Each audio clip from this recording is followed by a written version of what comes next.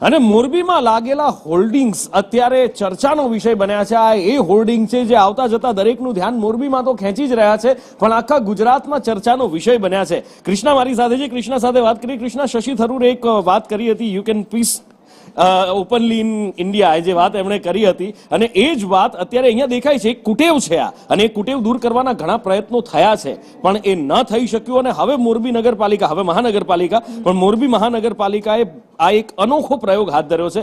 કેવા પડઘા એના પડી રહ્યા છે? જી બિલકુલ ઉપર આપણે વારંવાર જોઈએ છે કે સરકાર દ્વારા, તંત્ર દ્વારા એ રિક્ષાની પાછળ હોય મોટા મોટા બોર્ડ લગાવવામાં આવે છે, હોર્ડિંગ્સ લગાવવામાં આવે છે, કહેવામાં આવે છે, જાગૃતિ ફેલાવવાનો પ્રયાસ કરવામાં આવે છે કે જાહેરમાં ગંદકી ન ફેલાવો, શૌચક્રિયા ન કરો, પરંતુ તેમ છતાં પણ લોકો સુધરતા નથી.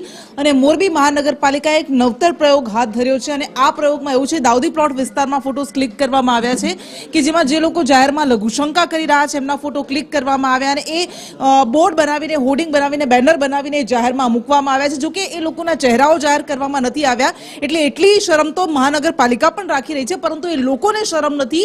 અને પરિણામે આ મહાનગરપાલિકાએ એ લખ્યું પણ છે કે જો હવે તમે પણ આવું લઘુશંકા કરશો તો ચેતી જજો, કારણ કે તમારા ફોટા ક્લિક થશે અને જાહેરમાં મૂકવામાં આવશે, બેનર મૂકવામાં આવશે, 50 થી 500 રૂપિયાનો દંડ પણ ફટકારવામાં આવશે, અને સાથે સાથે તમારી આબરૂના ધજાગરા પણ આવી રીતે જાહેરમાં ઉઠશે.